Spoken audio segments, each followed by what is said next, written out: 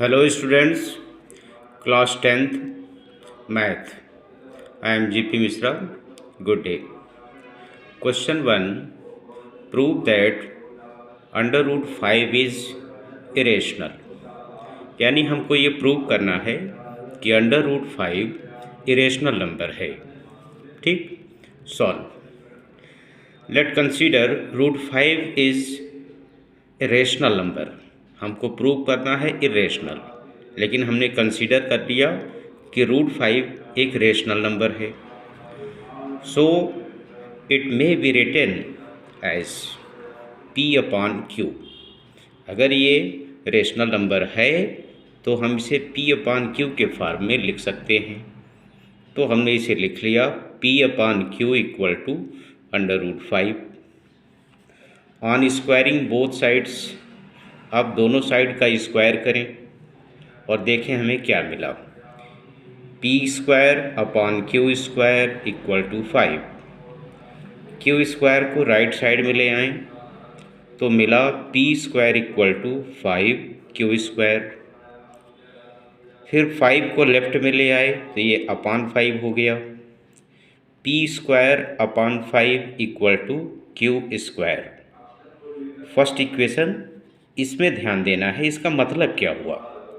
p square upon 5 का मतलब हुआ हमने p स्क्वायर को 5 से डिवाइड किया तो आंसर आया यानी कोशेंट आया q स्क्वायर. मतलब p स्क्वायर 5 से डिवाइड हो गया. तो यहाँ लिख के समझाएं. It means p square is divisible by 5, so that p is also divisible by 5. जब p स्क्वायर 5 से डिवाइड हो गया तो p भी 5 से डिवाइड होगा, और अगर p 5 से डिवाइड हो गया तो फिर उसका भी कुछ कोशेंट आएगा. Now we can write p upon 5 equal to r.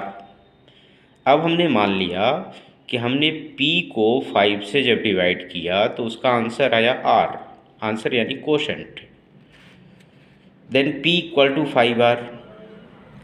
अब p की ये वैल्यू 5r फिर से फर्स्ट इक्वेशन में पुट करें, यहाँ पर पुट करें p की जगह 5r.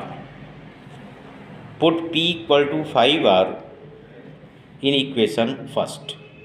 तो ये हमने p की वैल्यू 5r रखा. p स्क्वायर यानी 5r का square upon 5 equal to q square. Solve करें. 5 का square 25, r square upon 5 equal to q square. तो ये 5 5 जा 25, ये कैंसिल हो जाएगा. तो इस प्रकार हमें मिला 5r square equal to q square. या 5 को राइट साइड में ले गए तो r square equal to q square upon 5. अब इसका मतलब क्या हुआ. q स्क्वायर अपॉन 5, यहाँ हम q स्क्वायर को 5 से डिवाइड कर रहे हैं तो आंसर यानी कि कोशेंट हमको मिल रहा r square.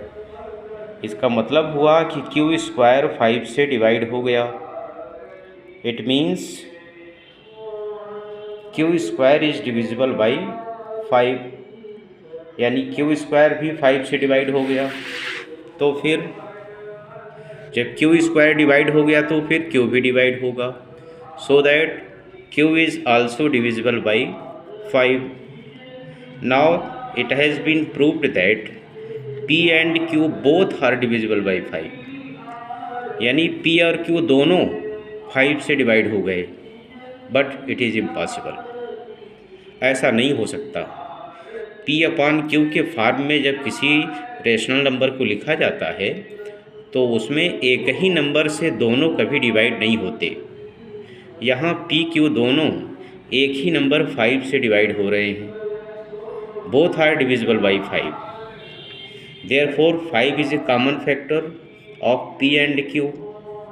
By this contradiction, ये कंट्राडिक्शन है, ये विरोधाभासी है, ऐसा नहीं हो सकता. By this contradiction we conclude that root 5 is irrational. हम इसको रेशनल मान के चले थे, लेकिन ये जो हमने माना था ऐसा हुआ नहीं. p और q दोनों 5 से डिवाइड हो गए. इसका मतलब हमने जो एज्यूम किया था वो गलत था. हमने रेशनल नंबर एज्यूम किया था, लेकिन वह रेशनल नहीं है, इसका मतलब वह इर्रेशनल है। Okay, thank you.